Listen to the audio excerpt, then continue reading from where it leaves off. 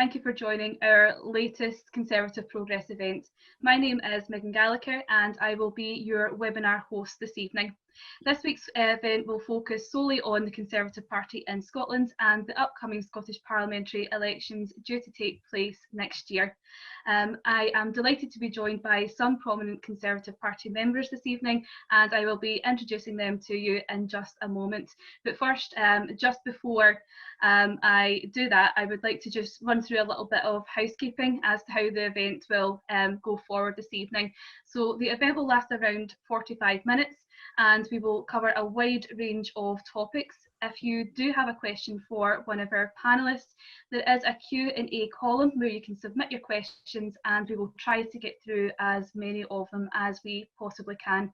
So now we're done with the housekeeping, I would like to move on and introduce our first guest of this evening, which is Annie Wells, MSP.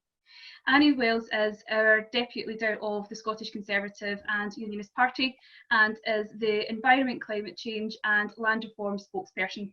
Annie was elected in 2016 and represents the Glasgow region. Our next panellist this evening is Michael James Bowe. Michael is the current chair of the Scottish Young Conservatives and he has recently completed his 4th year at the University of Glasgow where he studies mathematics. During his studies he also held the position of President of the Glasgow University Conservative Association. So welcome Michael and welcome Annie. Hi there. So I'd like to get straight on to the questions this evening, and Annie, if I could focus on the announcements from the First Minister today, and if I could ask you, what did you think of the announcement as we move into phase 2 of the lockdown recovery plan, and was there anything that stood out to you as Deputy Leader of the party that you would like to talk us through? Well, the announcements today, I think we all knew they were coming because they're pretty much the same as the announcements we heard 2 weeks ago from Westminster. So yeah, I mean, nothing came as a huge surprise. I think the one thing that probably came out of it today is what are we doing for the hospitality trade? We were under the impression that we thought there would be a chance of them opening at least partially in outdoor spaces this weekend, and I know a lot of businesses have contacted me saying that they were under that impression from previous statements from the First Minister, and they had put quite a lot of focus on getting their places through health and safety and social distancing to get them right to open. So I know that the hospitality industry aren't happy at the moment. I think we all know that we've seen the McBubble arrive in Scotland and the McMask. So again, I mean, I think the First Minister wants to try and make this out to be not anything political, but it is basically her making it political. So I know that we will still be challenging on every issue, and I think that the carry on we saw with the sort of schools fiasco over last weekend shows just watch this space for this weekend coming as well to see who's going to say what, and then the First Minister has to come in and pick up the pieces and try and focus her events on other things, the way she likes to do. So yeah, good news for some, not so good news for others, that we will be pushing them on the economic recovery of the country. That's our biggest thing that we've got going on just now. We know that the supply is there. We know the demand's there, so it's not going to be like any other economic recovery that we've seen, that we've had to endure and go through. It's not like the recession or austerity. Both groups are there. We just need to find a way of bringing them together, and 2 metres probably isn't the way to do that either. Absolutely, and it feels a bit like Groundhog Day, doesn't it, as well? Because our friends south of the border, they seem to be getting on with things. They seem to be, you know, open for business, and here in Scotland, we seem to be very much closed for business.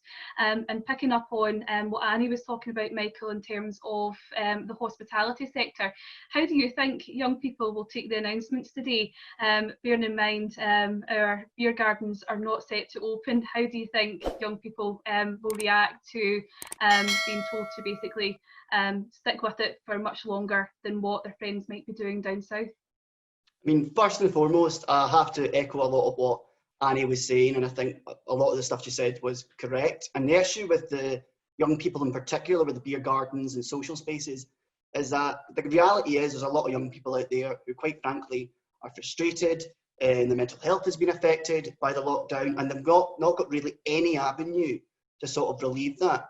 And ultimately, if the government is not prepared to find a way to sort of express this and to meet that sort of need, then quite frankly, I think a lot of young people are just going to do it anyway, which is not a good thing. Instead of going to the beer gardens, they'll go somewhere else. And I think it'd be much better if we could find an alternative where we can control that kind of thing while it's also meeting that need.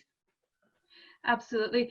No, I think, in terms of moving through lockdown, it's been very frustrating for a lot of young people, but particularly our younger people. Talking more about lockdown and the Scottish Government, and even perhaps linking it into the Scottish parliamentary elections that are due to take place next year. Annie, how do you feel our party are placed just now in the run-up towards the election, and do you think that the decisions taken by the Scottish Government just now might actually impact them when it comes to the vote in May next year? Thanks very much, Megan. I think we will be set for the election next year, and I think we are it's a really awkward position. It's a very fine line to tread here, because we know that people have lost loved ones and people are dying, but we also know that we need to make the right decision for the economy and to get people's jobs, schools, all of that. So I think what the Scottish Government are doing just now will have a slight impact on how we then progress our campaign going through to the next elections, if indeed they'll go ahead. We won't probably find that out until probably August, September time. So I think the key thing for us just now is to make sure we are seen as being the official opposition here in Scotland. We are the official opposition, but a lot of the time there is frustration there, because we see when the First Minister makes her daily public national appearance on BBC Scotland for an hour and a half most days. It's frustrating for us because we don't have that same opportunity to scrutinise and sort of find out deep down what's going on with our thinking. We get to do that in the Parliament 2 days a week, which isn't good enough either. So I think we need to focus on the economy. We are very good at the economy, as people out there know that Conservatives are good with the economy. So we need to make that our focus, but we also need to make our focus about still. Nicola's personal rating in Scotland has went through the roof over this pandemic, but we need to remember that up until this happened, they were failing teachers, they were failing nurses, they were failing the police. Even this week alone, the climate change report came out for 2017-18, so we're always a couple of years behind. They blamed the cold weather for not meeting their climate change target.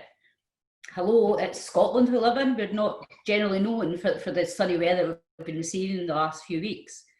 But yeah, it's going to be a challenge. We don't even know how we're going to be able to campaign going up towards the elections. This might be our method of campaigning. It could well be it's a full postal ballot.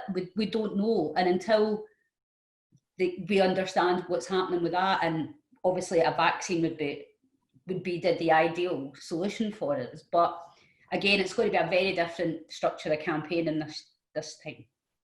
And it's been a very different way in which the Parliament's conducting its business as well. And it'll be interesting to see whether we move into sort of more digital way of conducting business in our chambers throughout, councils, Parliament and the Westminster Parliament as well. But just talking more about holding the SNP to account, Annie, because I know you're exceptionally good at that, and you have been dubbed the Tory Terrier in Scotland for your robust questioning of Nicola Sturgeon. What do you think a key issue which the Conservative Party will run on as part of their campaign in Scotland? Is there any key areas that we should really focus on that the Scottish Government have particularly failed in, even if it was pre-COVID? Well, I mean, obviously we are in a national health crisis at the moment, and we know that the SNP's record on health hasn't been great up to this point.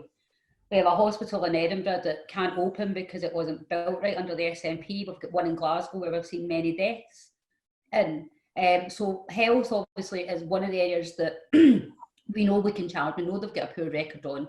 Might be slightly more different because the pandemic has happened, but we can't let them away with it.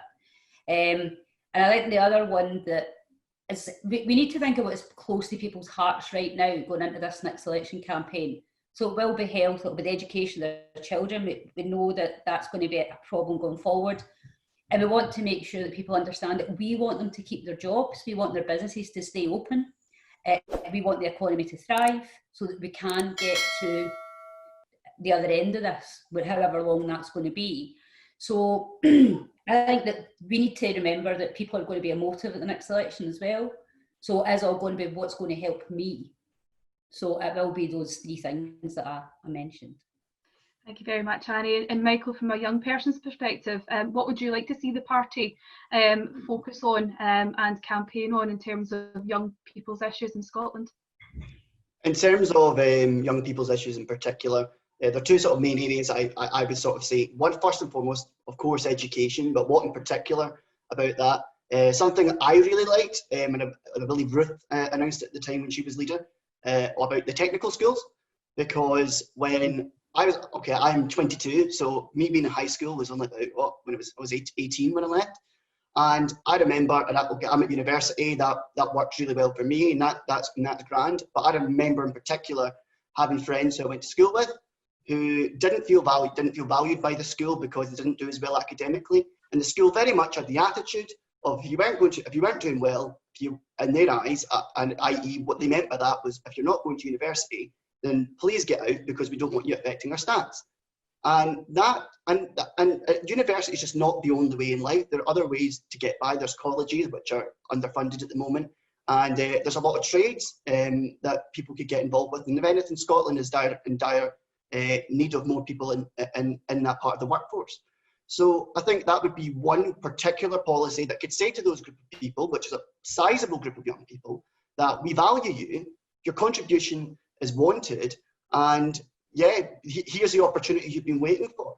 And a second policy area I think is obviously important in general, but particularly for young people as well, is housing, because it's more and more difficult to get in the housing ladder. It's an issue I face myself, and it's quite a daunting one, especially for those starting out their career and planning out their lives, because a lot has changed in the recent decades with it. So I think it would be important to help young people in the housing ladder so they can get closer to owning their own home. Absolutely, Michael, and I don't think Annie and myself would disagree with you even remotely. Just looking at the question and answering column just now, we do have a question, and I'll put it to the both of you if that's okay. And it's moving forward with the economy and education. There is a massive issue in rural areas with the lack of viable IT infrastructure. What are the panel's view on this, and how do we change it? And Michael, I'll start with yourself. Well, it's quite interesting because I live in a rural area myself. So I can understand that problem from personal experience, and I think quite simply, when you live in a rural area, I think in terms of access to IT equipment, there needs to be some form of government support. There's no way around it. I think it's quite simply, plain and simple, it's that. It's a government-run education system, and they need to step up to the plate. Absolutely. And Annie, if I could ask the same question? Yeah, well, I think we've heard a lot about accessibility and connectability from our party over the last 4 years anyways that I've been there. And we know that the Scottish Government are saying that they're doing it all, but we know that they've failed on the R100 programme. They're failing on everything. We need to make sure that there is, if it's going to be blended learning or whatever they want to call it going forward, we can't leave rural kids behind. But also in the same matter, there's kids in Glasgow that don't have access to the internet, not because it's not available, but because they don't have the funds to do it. So we need to make sure that any child out there who is of educational age, who attends school or will be attending blended learning, virtual classes, has the right access to the internet. And we've been told, I think it was yesterday, we were told that all people who don't have access to a computer or a tablet will be receiving them. I know from my local authority that none have been sent out to anyone yet, and that's us 3 months into this crisis. So again, Jamie Green, our Shadow Education Secretary, he is on the case on this, so watch this space to we see what's happening. Absolutely, and I'm sure that will provide much needed assurance to the Conservative member who asked that question. We were meant to have a third guest this evening, Andrew Bowie MP. He is having major IT issues, but he's just sent me a text message to say that he'll be with us as soon as possible. So as soon as he joins the call, we'll get some questions to Andrew. But if I could move on to just another question, and it is in relation to the Scottish parliamentary election, but it's more on the campaign side instead of policy. And if I could ask Annie first, what would your advice be to campaign managers ahead of the 2021 election? It's a really interesting question, one that we're discussing at the moment, how we move ahead. I think the digital platform has got to be one of the ways that we actively look at how we can campaign on social media. Facebook is probably one of the better ones to use to campaign. Twitter is just it's not a nice place, Twitter, a lot of the time. Nope. As you know, Megan, yourself.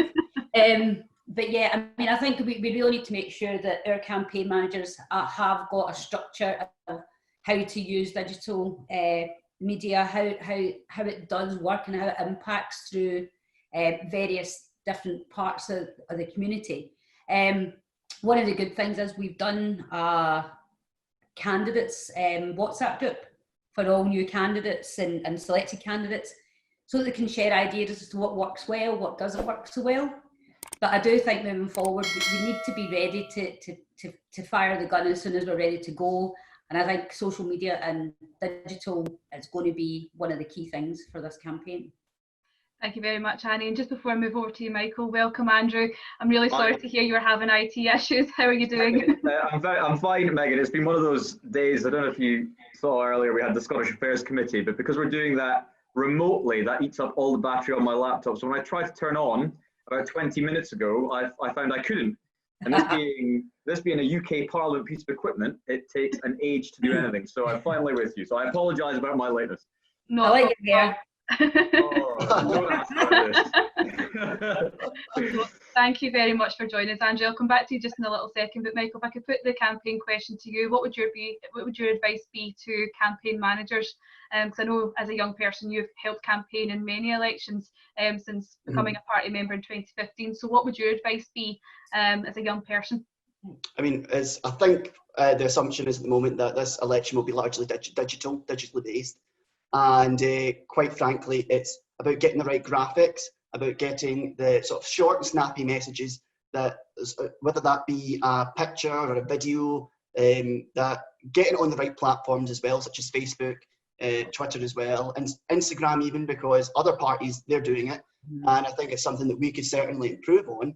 And not only that, so many people use Facebook. So it is such a wide range that even just what a doorstep cannot do. So I would just strongly advise to get the material, short, snappy messages that get the point across, and that appeal to young people in particular as well as other people across the country. Perfect, Michael. Thank you very much. And Andrew, I know you're a bit harassed, but I'm now coming to you for a question. I hope you don't mind. No, not at all. Can I just jump in on the back of that to Michael and say I completely agree with that. On social media, things need to be short and snappy, but you also need to work out what platform you're aiming for. So your messaging has to be tailored differently for each platform, whether it's a short TikTok video or an Instagram post or a long Facebook post or a short, snappy, punchy Twitter post. Every single platform is talking to a different type of audience. And Facebook talks to families, grandparents, you name it, everybody's on Facebook. Twitter is much more the politically minded, the media set, people already engaged in the political process. And Instagram, I find, is for followers that genuinely just want to see what you're doing and see what's going on in sort of at work, essentially, or what you're doing on a daily basis. So you've got to learn that. Not every message works on every platform, I think. But also, just to come in the back of Michael, just to say that although, by virtue of the fact that we have no idea where we're going to be next year or when we're going to be able to get out campaigning and knock on the doorstep, it is going to be a digital heavy election. But as soon as we are allowed out back on the doorsteps, we have to get out there and knock on doors and talk to as many people as possible, because nothing is better than, I mean, digital is great, you know, engaging online is fantastic, but nothing beats chatting to people on the doorsteps or on the street corners or in the shops or wherever you are. That is the best way to get our message across, actually meet and talk to people. Absolutely, no, spot on. There's not one thing I think any of us would disagree there, Andrew. Andrew, just moving back in time just a little bit, just before you joined, we were talking about today's announcement from the First Minister in relation to phase 2, and I know you have been putting out a few tweets this afternoon to say that you're not too happy, so I would just like to get your opinions as an MP as to what your feelings are and where you think the Scottish Government is going wrong. Yeah, so I think that's all. I mean, I am annoyed with today's announcement. I think that we're moving far too slowly in Scotland. I mean, it wasn't that long ago that the First Minister was announcing at a podium in St Andrew's House that Scotland was proceeding faster than the rest of the United Kingdom, and that she wanted to have a grown-up discussion with the people of Scotland about what we should be doing and when. And it strikes me that the caution that is inherent in just about everything that Nicola does is now creeping into decisions being taken on how we come out of lockdown.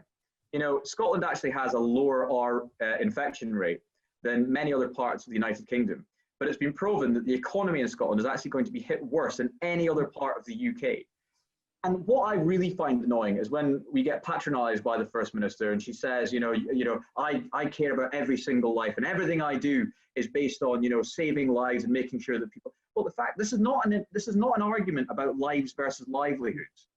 This is an argument about lives versus lives. We've got to face facts that poverty and joblessness and mental health issues being created by the lockdown is going to create huge hardship and uncertainty for many, many people. And we haven't even touched on the economic effects of the lockdown and are continuing to be in lockdown longer than the rest of the United Kingdom. Look, of course, it's a balance of risk. It's a tough choice. I don't envy the First Minister, like I don't envy the Prime Minister, but being a leader means that you've got to take tough decisions. And right now, businesses in Scotland, businesses in Scotland, parents in Scotland are crying out for leadership and for an idea of when they can move to what and what they will be allowed to do when they get there. But I think the biggest complaint I would have about today is the fact that she marched all those in the hospitality sector, publicans, landlords, up the hill with no prior warning that next week they would not be allowed to open up, having said prior to today that they probably would be allowed to open up. And across my constituency in West Aberdeenshire, and I've seen across Aberdeenshire and Aberdeen City, the amount of time and money that has gone into preparing beer gardens, car parks, transforming them, marquees, getting tables set out, making sure everything's 2 meters apart so that they could be in a place to reopen, maybe even this weekend, only to be told that no, we're not going to be reopening this coming week. And actually the decision on this isn't going to be taken for another 2 weeks. I mean, I think it's just been shoddy, actually. It's a shoddy way to treat any sector, but I think it speaks volumes to the sheer business illiteracy, economic incompetence, and just disregard for the effect that their inaction is actually having on the people and businesses of Scotland. So that's one of the many reasons that I was disappointed with the announcement today. Absolutely, no. And sorry, I haven't even touched on how stay safe is somehow much clearer and much better. 2 weeks ago, we didn't know what stay alert means. Anybody have any clue what stay safe means? It's nonsense. No. Utter nonsense. Absolutely not. No, you're spot on there. And I think we all saw the tweets today from various different hospitality businesses, relaying their thoughts and their disappointment, because you're right, they had spent weeks preparing for this moment, and now they've got to wait even longer before they're able to salvage what is left of their businesses. It's a very, very dire state of affairs here in Scotland. Moving again on to the question and answers, because we do have quite a lot, and I did promise that we'd get through as many of them as possible. We do have one, and it's relating more to votes at 16, and I'll just read this out. And Michael, if I could start with you as chair of YC just now. Would all the panel agree by saying that having the voting age at 16 plus may be bad due to the effect that it would have on the election, as the SNP are very good at persuading with their false hopes? So what would your thoughts be on that? Well, I'll start, and it's quite a young person's issue. I mean, I think in the terms of votes at 16, I think it sort of transcends it. I mean, I think we've got to have a sort of a discussion, I think, collectively, not along political lines, I say whether or not we think that 16-year-olds should be allowed to vote at Holyrood election, because if I'm correct, they only have local elections at the moment. Is that correct? I believe that's the case, yeah. No, so I think we should have that. Sorry, Michael. I think 16-year-olds can vote at Holyrood elections. Yeah, yeah, Holyrood elections, right? Okay. Oh no, just thought I'd clarify that detail. If they can vote at the Holyrood elections, I absolutely believe that they should continue to do so. And Andrew? Well, my position's a little bit more nuanced. So I come at this from two different angles, and I might contradict myself halfway through, so please bear with me. I don't buy the argument that because we think the SNP are better at getting younger votes, that we should be against giving votes at 16. That says to me that we just have to be better at convincing young people to vote for the Conservative Party. I mean, if that's the reason that we are not in favour of votes at 16, then frankly, we shouldn't even be in politics, because we are in this game to convince people and win arguments, and it doesn't matter what age they come to vote at. We should be in the game to do that. We don't have votes at 16 in the general election, and the UK Conservative Party's position, of which I am a vice chairman, is that we are not supportive of votes at 16 for general elections. I do support that position, albeit I also support votes at 16 being allowed in a Holyrood context.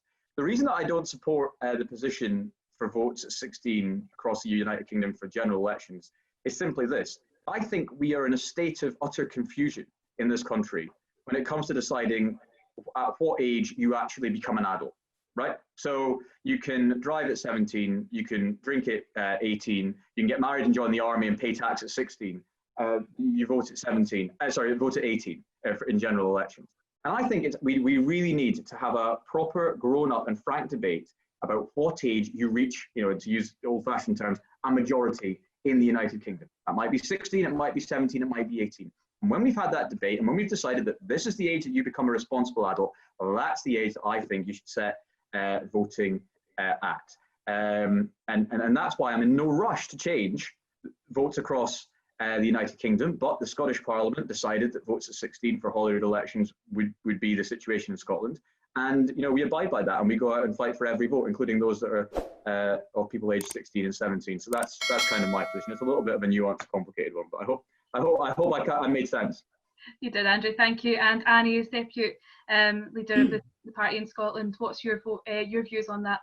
Well, I was always in favour of 16 for the age to vote, and I completely get what Andrew's saying, and it's a thing that I come up against all the time when I'm doing legislation in Scotland, and even when we had the named person stuff in Scotland, which has obviously been scrapped, they were saying you would have a named person till you were 18, but allowed you to vote at 16. Yeah.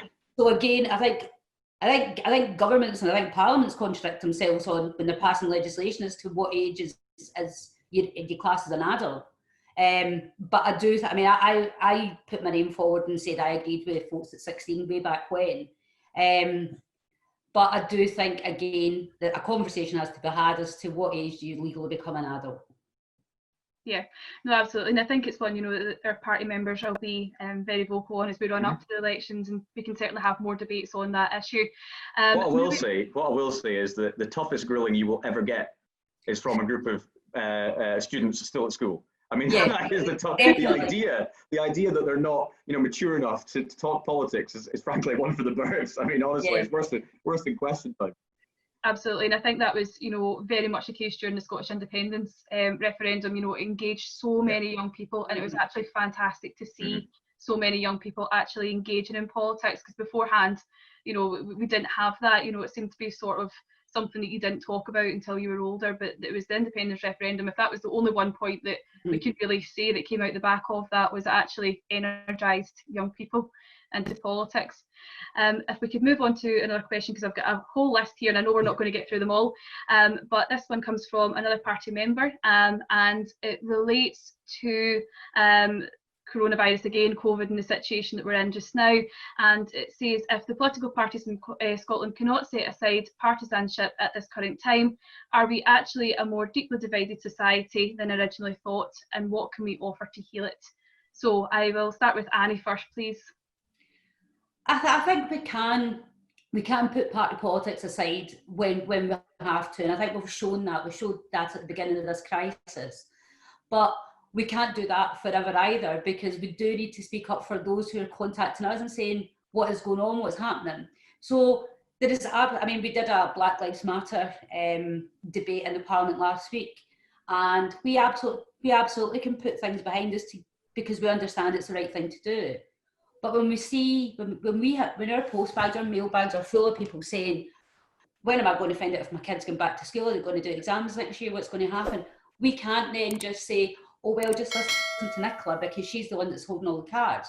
We do need to put those points across, and I think we do that really, really effectively. And I know that Andrew, yourself and colleagues down in Westminster had the Health Secretary in front of you guys, and were given that opportunity to challenge. Yes, we want to work together when it's fit for the right goal. We want to save lives, of course we do. But we have to always challenge as well to make sure the right thing's being done, and I think we do that effectively well. Absolutely, and same question to you, Andrew. Yeah, I don't disagree with anything Annie said. I mean, we at the very beginning of this crisis, talking a Westminster context, you saw the official opposition line up behind the government and, you know, backed us to the hilt. Yes, of course they asked critical questions, just as the Scottish Conservatives did in the same position in the Scottish Parliament. But, you know, there is a time when governments have to be answerable, all governments have to be answerable for their actions.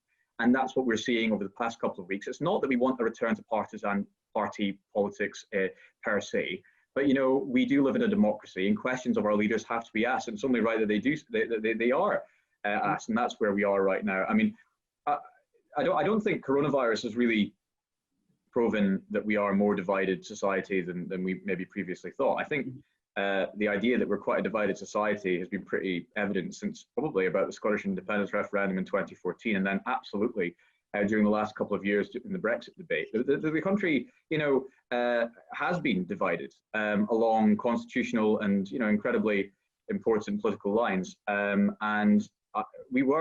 think we are now in a place when we need to start bringing the country back together, sort of healing those divisions and moving together as one, putting to bed the constitutional arguments that have dominated British politics for the last 7 years, actually getting on and building for the future. And of course, all of that, everything has been shattered by a global pandemic of which we have had no control other than how we've responded in this country. So we do need to work hard to heal the divisions in this country. That is very much the aim of this government. And actually, I think that the really positive thing that did come out of the beginning of the coronavirus outbreak was how positively the Scottish Conservatives and the SNP in Scotland and the Labour Party and the Conservatives in the rest of the United Kingdom did work together to make sure that the messaging was clear, concise, and that everybody was able to follow it. And we did sort of work together to beat coronavirus. Absolutely. And Michael, what's your thoughts on that? I mean, I really have to echo a lot of what was previously said, because I think, quite frankly, as Andrew said, ever since 2014, there has been some divisions in terms of constitutional debates. And for a long, long time, especially after Brexit happened, it got quite tiresome. And I think it's right that we do come together. I believe we can come together as a nation. And I also think it's important for many reasons, because previous divisions, I think, put a lot of people off from engaging. And I don't think it's in a society that's put off from engaging in politics is not the healthiest. But I do believe that we can come out of this. And I think, if anything, the coronavirus situation has showed that we can at times, and that it's right to apply pressure, but it's not always party politics. It's sometimes governments need to be held to account. And we should say also that these divisions, these big divisions that are facing us as a society, are not unique to Scotland and not unique to the United Kingdom. That they are happening in just about every developed country across the Western world, and you know, it's something that all of us as politicians across the West and every democracy are having to come to terms with and struggle with. And we do need to work hard to make sure that we are able to bring our countries back together as we move forward. Absolutely, no, fully agree with all the comments that have been raised there. Just moving on to our final question of tonight, but I think it's one that's really quite important, and I want to squeeze this in quickly if I can. But do you think that the way that the UK government has supported Scotland during the coronavirus outbreak has squashed the argument for Scottish independence or a future referendum anytime soon? Andrew, I see you laughing there, so I'm going to go to you first. Well, Megan, if I didn't say yes in answer to that, then you'd be questioning why I'm doing the job that I'm doing. Frankly, I think the arguments in favour of another Scottish independence referendum were dead and buried a long time ago, before even before coronavirus even existed. Frankly, I think that, as we've just been talking about, we need to move this country on. You know, we need to build to the future, and we need to heal the divisions and end the constitutional bickering that have frankly held this country back for the better part of a decade. And yeah, Conservatives got to hold their hands up. We're the ones that, you know, brought forward the Brexit referendum, and we're the ones that couldn't deliver Brexit, although I wish we had, over a year ago in the House of Commons. So we have to have our share of the blame. But in terms of the arguments about Scottish independence, and coronavirus, what we have been able to prove is that it has been through the strength of the UK Exchequer, the UK Treasury, the strength of the 5th largest economy in the world, 4 nations in one, working together, and the huge power that that has had, that we have been able to, A, save over 600,000 jobs in Scotland, 10,000 in my constituency alone, B, invest in the future, make sure that the economic slump we're about to hit is not going to be as great as it was as it could have been otherwise. And C, if you just think about it for a minute, imagine that Scotland had been granted independence in 2014, and we had, by hook or by crook, actually began on that journey as an independent state in 2016, just at the time that oil prices were at record lows and only just recovering. You know, can you imagine the state of the Scottish economy in that instance? And then on top of that, a global pandemic completely shuts down the economy. I think what this has proven is that we are much better when we work together, and that the strength of the UK working as one, yes, respecting the devolution settlements, absolutely respecting that every country in the United Kingdom takes different choices depending on their needs, as frustrating as that is. You know, we respect all of that, but we are much better when we work together, and the economic case for staying together is stronger than ever, in my opinion. Absolutely. And Annie, over to you for the final word. Well, I mean, absolutely. I mean, we would not be where we are without the UK government's support during this. And no matter how much help and support, I mean, 74,400 jobs have been saved in Glasgow alone just by the Chancellor. So yes, I think it absolutely puts an end to the independence question, but we still can't let that slip. I mean, I've listened to questions today in the chamber. They still bring up independence. They will always bring up independence. They have nothing else to talk about that is worthwhile.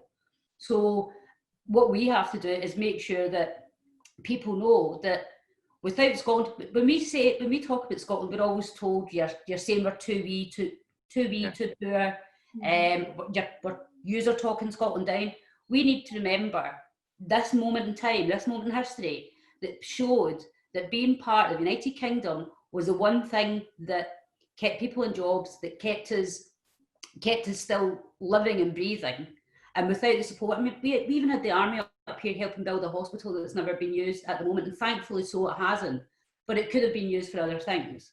So I think this will end the question of independence. I've had a few SNP supporters as well, furious that the way Nicola Sturgeon's handling lockdown and the easing restrictions, furious about not knowing what's going to happen with their kids at school, asking me who resigns from their position. Do I resign from my job, or does my wife resign from her job?